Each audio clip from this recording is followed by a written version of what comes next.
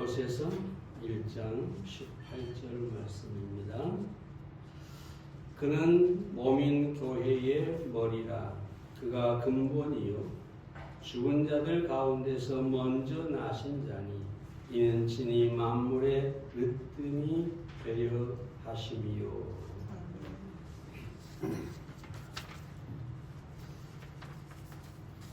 지난주까지 우리 창세기 강의가 끝났고요. 오늘은 골로새서에 있는 이 말씀을 보도록 하겠습니다. 골로새라고 하는 것은 지명이죠.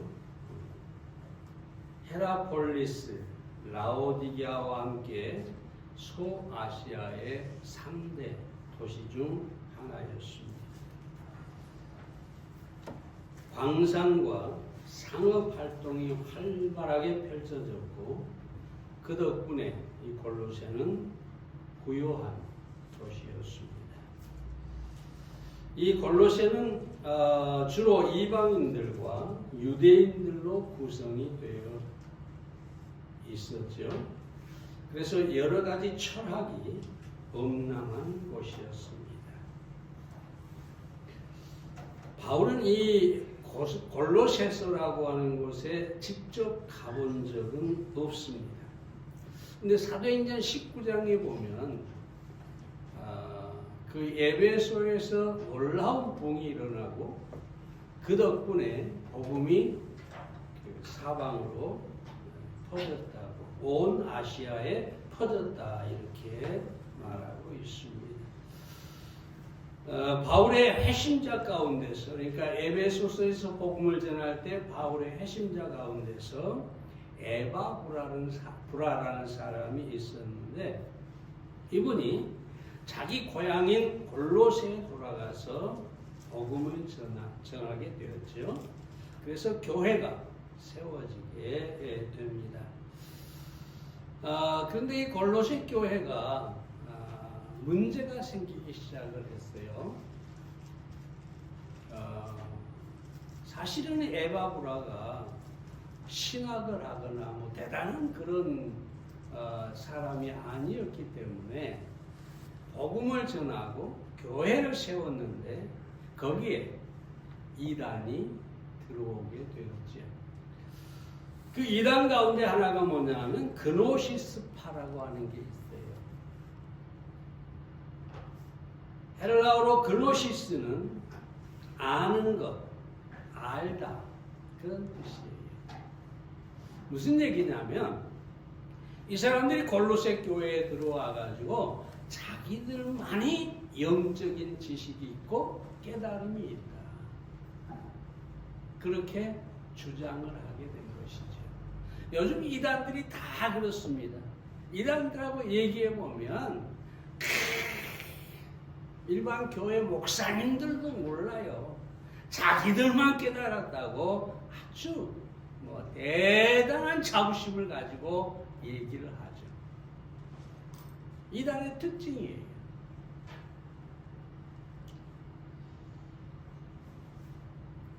그런데 중요한 것은 이 이단은 주로 혼합주의예요.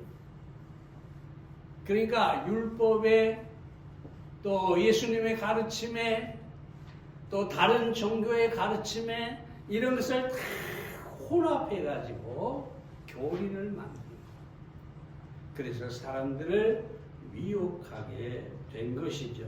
그래서 이 사실을 이 에바브라가 해결을 할 수가 없었어요. 그래서 로마에 가가지고 바울에게 자문을 구하게 되고 그래서 바울이 골로새서라는 성경을 쓴 것이죠. 이 그노시스파가 주장하는 것 가운데 하나가 하나님은 영이시다. 그리고 그때 당시 헬라의 철학이 뭐냐면 육체는 물질은 악하다. 정신은 선하고 물질은 악하다. 그러니까 육체가 악하다는 거죠. 그런데 어떻게 하나님이 악한 육체를 가지고 이 땅에 오셨겠냐? 그러므로 예수님은 육체로 오신 분이 아니라 잠깐씩 보였다가 사라지는 영이셨다. 요즘도 그런 이단들이 있다는 것을 우리는 알아야 합니다. 자, 그런데 요한 2서 7절에 보면 이런 말씀이 있어요. 미혹하는 자가 많이 세상에 나왔나니 이는 예수 그리스도께서 육체로 임하심을 부인하는 자라. 이것이 미혹하는 자요 적그리스도니라고 확실하게 얘기하고 있습니다. 그러니까 누가 예수 그리스도가 육체가 아니다, 인간이 아니다, 영이시다 이렇게 말하는 사람들은 전부 이단이고 적그리스도.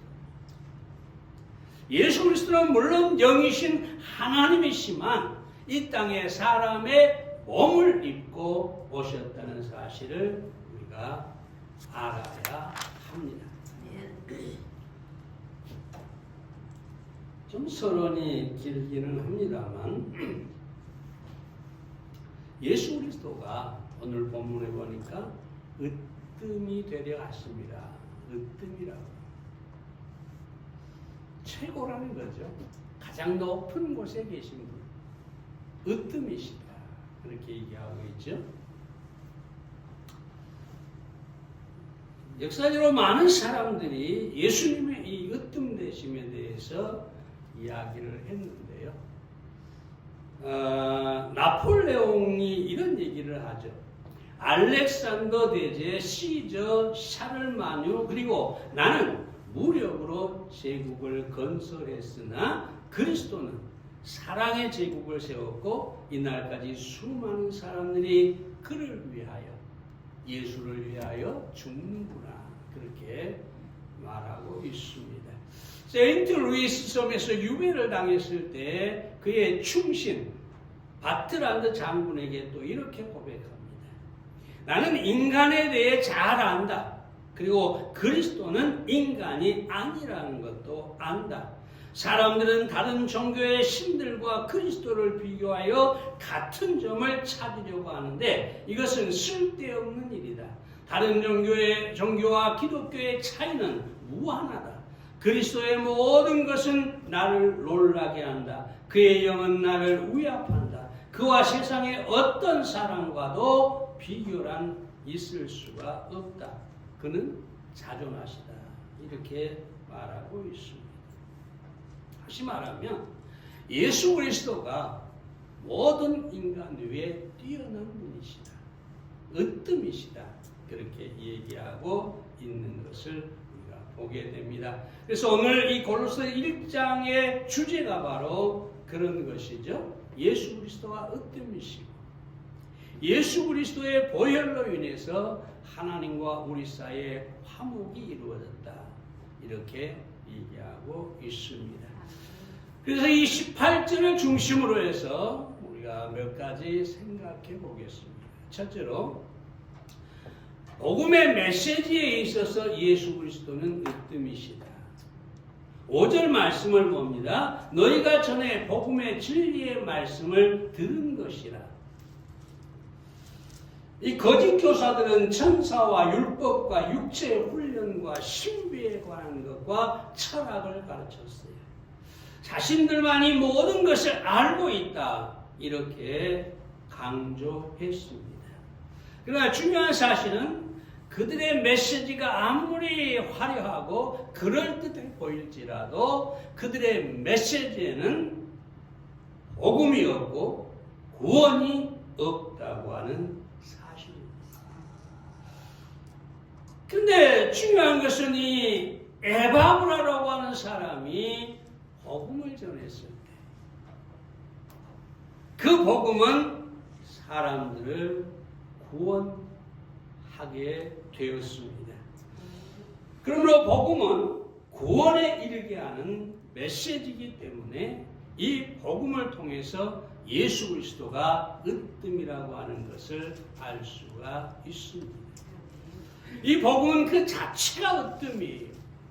아까 말씀드렸지만 에바브라는 그냥 신학을 하는 사람이거나 바울에게 오랫동안 배운 사람이 아니에요. 그는 복음만 듣고 있다가 골로새 자기 고향에 가서 복음만 전했어요. 뭐 무슨 대단한 신학, 깊이 있는 신학을 가르친 것도 아니고 어떤 철학을 가르친 것도 아니고 오로지 예수 그리스도가 우리의 죄를 위해 죽고 장사되었다가 3일 만에 부활했다. 누구든지 믿는 자마다 구원을 얻는다. 이 복음만 강조했어요. 이것만 가르쳤어요. 놀라운 사실은 이 복음의 메시지가 그 자체가 능력이었고 으뜸이었기 때문에 사람들이 믿음으로 구원을 얻고 교회가 세워졌다는 사실입니다. 바울은 로마서 1장 16절에서 뭐라고 합니까? 복음은 모든 사람에게 구원을 주시는 하나님의 능력이라고 합니다. 복음 자체가 능력이 있다는 거죠. 그래서 그 복음을 우리에게 주신 예수 그리스도가 으뜸일 수밖에 없다라고 말할 수가 있습니다. 사랑하는 여러분, 복음은 무엇으로 포장한다고 되는 게 아니에요. 그 자체가 능력이에요. 그 자체가 우리에게 구원을 줘요. 그러니까 시장에서 장사를 하는 사람 보세요. 가끔 포장을 아주 멋지게 해가지고 야, 참 여기 좋은 것이 들어있겠구나 하고 사갔는데 사가서 보면 별로 좋지 않을 때가 많아요. 근데 포장이 없이 그냥 시장 바닥에 그저 펼쳐놓고 판다 할지라도 좋은 물건은 반드시 사람들이 사가게 되어 있습니다. 그러니까 복음은 포장할 필요가 없어요. 그냥 있는 그대로 예수 그리스도가 우리를 위해 죽고 장사했다가 3일 만에 부활하셨다. 누구든지 믿기만 하면 구원을 얻을 수 있다. 복음 메시지 그대로 전해야 하는 것입니다.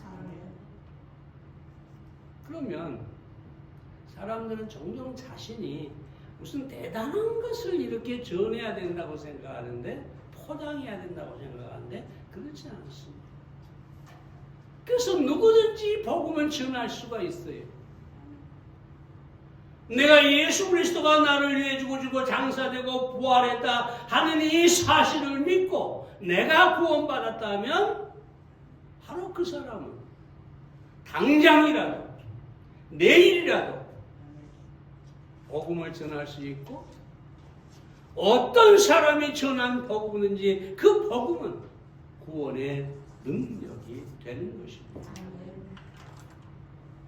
그러면 우리는 이 복음의 능력을 신뢰하고 으뜸이 되는 예수 그리스도의 복음을 전할 수가 있어야 하겠습니다.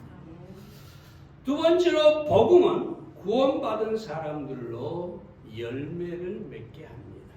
6절 하반절 말씀을 봅니다. 하나님의 은혜를 깨달은 날부터, 그러니까 구원받은 날부터 너희 중에서 같이 또한 온 천하에서 열매를 맺어 자라는도다. 이 골로새 교회 성도들이 이 복음을 듣고 구원을 받고 하나님의 은혜를 입고 그 다음에 열매를 맺는다. 과연 어떤 열매를 맺었을까요? 4절에 보면 믿음과 성도에 대한 사랑이 있다. 그 다음에 5절에 보면 하늘에 쌓아둔 소망이 있다. 이렇게 얘기합니다. 다시 말해서 이 골로새 교회 성도들이 맺은 열매는 뭐냐? 믿음의 열매, 사랑의 열매, 소망의 열매를 맺었다는 것입니다. 그럼 하나씩 정리를 해보겠습니다. 먼저 복음의 열매를 맺었습니다. 믿지 않는 믿음의 열매를, 복음은 믿음의 열매를 맺었습니다. 믿지 않는 불신자의 삶은 보이는 것에 따라 살지요. 육신적이고 이성적이고 감정적이고 계산적이고 철저하게 보이는 것에 따라 살아요. 그래서 성도의 삶은 보이지 않는 것을 믿음으로 사는 것입니다. 그래서 누구든지 복음을 믿는 사람에게는, 복음을 받아들인 사람에게는 믿음이라는 이 열매가 맺게 되어 있습니다. 여러분, 노아 시대의 사람들을 보세요. 보이는 대로 살았어요. 먹고 마시고 시집가고 장가가고 온갖 세상의 쾌락을, 육체적인 쾌락을 따라 살았어요. 근데 노아는 반면에 믿음으로 삽니다. 당시까지 성경에 보면 땅에 비가 없었다고 합니다. 안개만 자욱하게 올라왔다고 그래요. 그래서 모든 식물, 모든 동물들이 바로 그 안에서 살았다고 합니다. 얼마든지 과학적으로 설명이 되는데요. 지금 뭡니까? 공룡 같은 게 다 사라졌잖아요. 그죠? 당시에는 하늘에 궁창이 있어서 해가 비치면 온 지구가 다 따뜻했어요. 온실효과죠. 노아 홍수 이후에 사계절이 생겼어요. 그래서 거대한 공룡 같은 이런 짐승이 살 수가 있었죠. 근데 사계절이 생기니 온실효과가 사라지니 그런 거대한 동물들은 멸종하게 된 것이죠. 훨씬 이게 과학적입니다. 자세히 설명은 하기 어렵지만 어찌됐든 간에 중요한 것은 노아는 안개만 피어오르는 세상 속에서 단 한 번도 비가 오는 것을 보지 못했어요. 그런데 하나님께서 홍수가 날 것이라고, 비가 올 것이라고 말씀하셨어요. 한 번도 보지 못한 비, 한 번도 경험하지 못한 홍수가 날 것이다. 하나님께서 말씀하시니까 노아는 그 말씀을 믿었습니다. 장정 얼마나 믿었느냐? 120년 동안 방주를 지었으니까 대단한 믿음이죠. 생각해 보세요. 오늘은 비가 올까? 내일은 비가 올까? 1년 뒤에는 올까? 10년 뒤에 올까? 100년 뒤에 비가 올까? 아무리 기다려도 비가 오지 않아요. 그러나 분명한 사실은 노아는 믿음을 가지고 기다렸어요. 120년 동안 방주를 지었어요. 생각해보세요. 이렇게 믿음으로 살 때 사람들이 뭐라고 그러겠어요? 저 어리석은 노아를 봐라. 그것도 바닷가도 아니고 호숫가도 아니고 저 산꼭대기에 방주를 짓는데 저 멍청한 인간이 120년을 짓고 있다.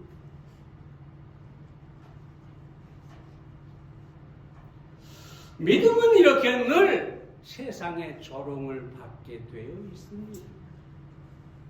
우리가 믿음으로 산다, 믿음으로 드린다, 믿음으로 헌신한다 할 때 사람들은 다 조롱하지. 그러나 사랑 여러분, 우리는 분명하게 믿음의 열매를 맺어야 합니다. 하나님의 말씀을 우리가 그대로 믿고 반드시 믿음으로 승리해야 됩니다. 히브리서 11장 7절에 보면 믿음으로 노아는 아직 보지 못한 일에 경고하심을 받아 경외함으로 방주를 예비하여 그 집을 구원하였습니다. 믿음은 반드시 믿음대로 이루어지게 되어 있습니다. 어떤 사람이 믿음 이렇게 정의를 했는데요. 저도 아주 오랜만에 봐가지고 참 이 말씀, 이 말이 좋다는 생각을 했는데, 믿음이란 그렇지 않다는 것을 알고 있다고 해도 그렇다고 믿는 것이다.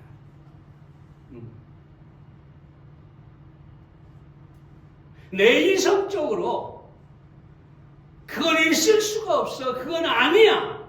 그런데 믿음으로 그렇다고 인정하는 것이죠. 이게 믿음이에요. 자, 여러분, 복음을 받아들인 사람은 믿음의 열매를 맺어야 합니다. 그 믿음은 하나님의 말씀에 두고 그 말씀이 반드시 이루어질 것이라고 확신해야 합니다.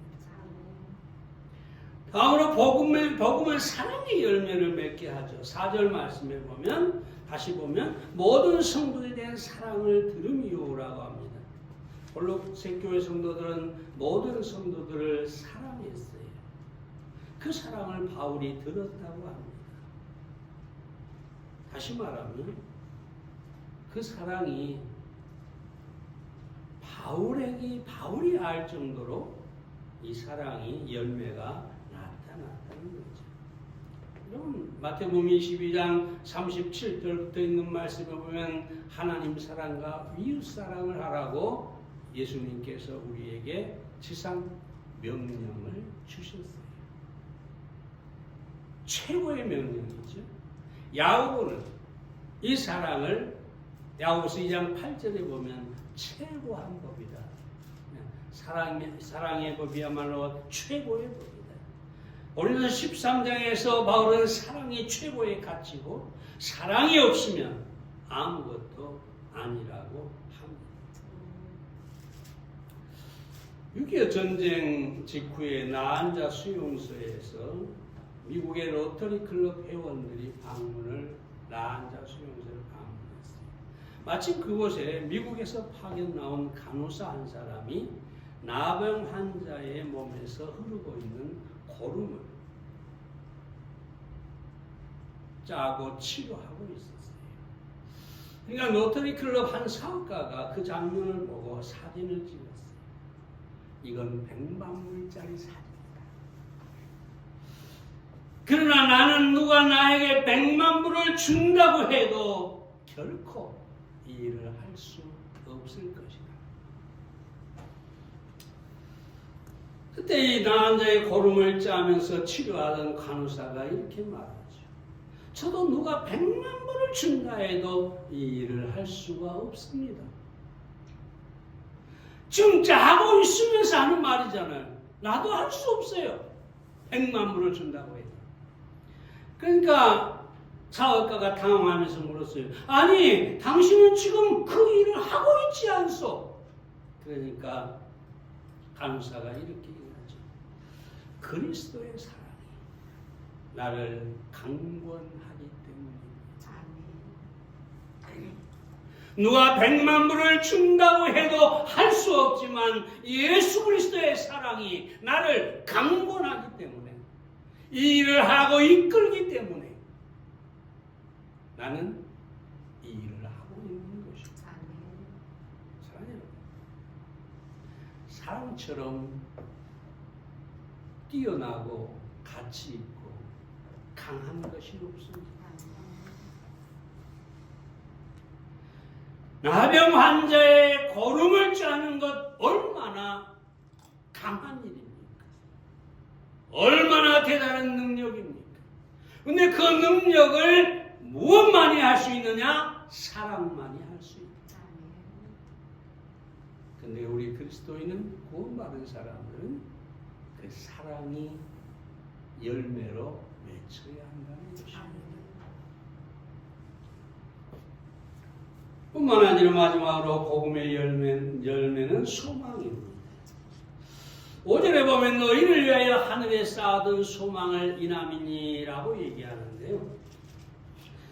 하늘에 쌓아둔 소망 두 가지로 생각을 해보면, 먼저 복음을 통해 구원받은 성도들은 천국의 소망을 가지고 있습니다. 불신자들에게는 하늘이 없어요. 다른 종교에도 아무리 찾아봐도 천국은 없습니다. 그 땅의 소망만 가득합니다. 건강과 장수와 재물의 복만 있습니다. 절에 가면은 세 가지 뭐라 합니까? 불상피설한 게 전각이 있다고 합니다. 근데 거기에 어디가 가장 인기가 많으냐? 대웅전도 아니고 다른 것도 아니고 삼성각이라고 합니다. 삼성각. 이거 원래 불교에 없는 건데 우리나라 미신에서 나오는 것이에요. 왜 거기에 사람들이 많이 몰리느냐? 그게 바로 건강복, 장수복, 재물복, 자식복, 온 세상의 모든 복을 다 준다고 생각하니까. 그러니까 다시 말하면 이 땅에 소망을 두고 이 땅에 복을 추구하는 것, 그것이 믿지 않는 사람들의 소망이라는 거죠. 근데 그리스도인은 천국의 소망이 있습니다. 세상의 모든 복을 다 받아도 죽은 다음에 천국이 없다면 이건 무슨 소용입니까? 아무 소용이 없죠. 뭐 인생이 굉장히 길다 모르겠어요. 1000년, 10,000년 산다면 모르겠는데 결코 그렇지 않았습니다. 이번에 이해찬 전 총리가 돌아가셨잖아요. 74세예요. 근데 저도 74거든요. 나 아직 청춘인데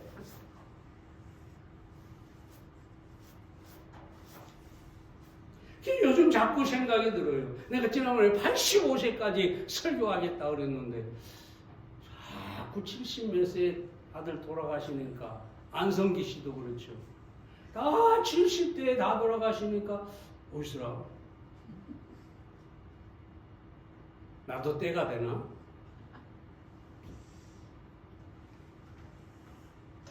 네, 여러분. 설사 그런다 할지라도 우리는 천국에 소망이 있습니다. 두려워할 필요가 없습니다. 바울은 에베소서 2장 6절에서 우리가 이미 하늘에 앉아 있다고 했고, 고린도후서 12장에는 직접 셋째 하늘에 다녀왔다고 했고, 빌립보서 1장에서는 죽어서 주님과 함께 거하는 것이 훨씬 더 좋다. 천국에 대한 확실한 사실을 바울은 우리에게 전해주고 있습니다. 그러므로 우리는 천국 소망을 확실하게 가져야 합니다. 뿐만 아니라 다음으로 구원받은 성도들은 하늘의 소망을 쌓아 두어야 합니다. 내가 쌓아 두어야 한다는 거죠. 하늘에 쌓아둔 소망. 어리석은 사람들은 이 땅에 자기의 소망을 쌓습니다. 루가복음 12장에 나오는 부자처럼 그저 이 세상에다가 곡식을 쌓고 창고를 짓고 먹고 마시고 즐기고 모든 것을 땅에 두죠. 그러나 그리스도인들은 하늘에 쌓아야 합니다.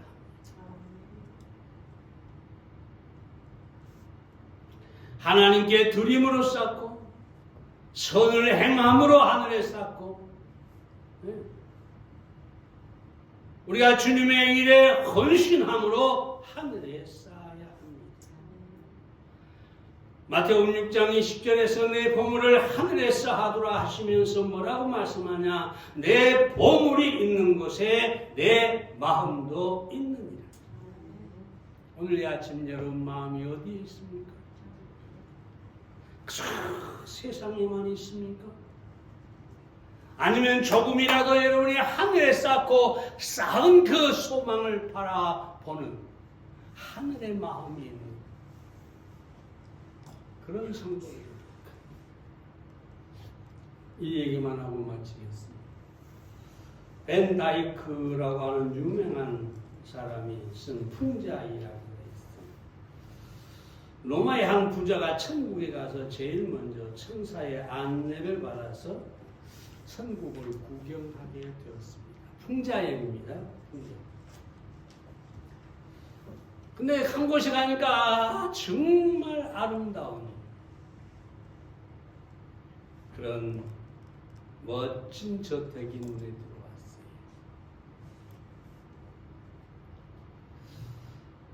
그래서 물었어요. 이게 누구 집입니까? 그러자 천사가 하는 말이 그 집은 당신의 집에서 거느리고 있던 종의 집입니다.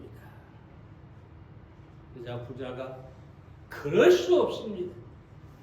어떻게 그런 비천한 종이 이런 좋은 집에서 살 수가 있습니까? 절대 안 됩니다. 천사가 뭐라고 얘기합니까? 천국에는 실수가 없습니다. 오류도 없습니다. 우리는 그가 땅에서 보낸 재료로 이 집을 지었습니다.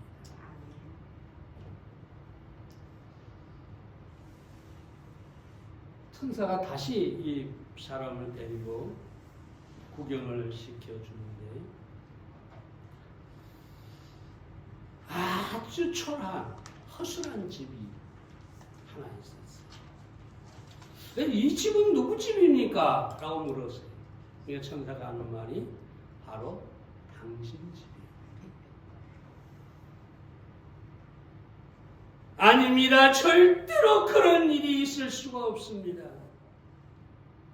내가 세상에서 얼마나 명예가 있고 얼마나 권세를 누리고 얼마나 부자였는데 이런 집을 제가 갖다니. 천사가 또 하는 말이 무슨 말일까? 천국은 오류도 실수도 없습니다. 이 집은 당신이 세상에서 보낸 재료로 지어진 것입니다. 다시 말씀드리지만 이 얘기는 풍자입니다. 그러나 우리가 여기서 분명히 교훈을 받아야 할 게 있는데 그게 뭐냐? 과연 우리는 하늘의 보물을 쌓고 있느냐? 그래서 그것이 우리의 소망이 되고 있느냐? 이것이죠. 다시 말씀드리면 예수님께서 내 보물을 하늘에 쌓아두라. 보물이 있는 그곳에 내 마음도 있다. 우리는 하늘에 보물을 쌓고 하늘을 사모하는 사람들이 되어야 하겠습니다.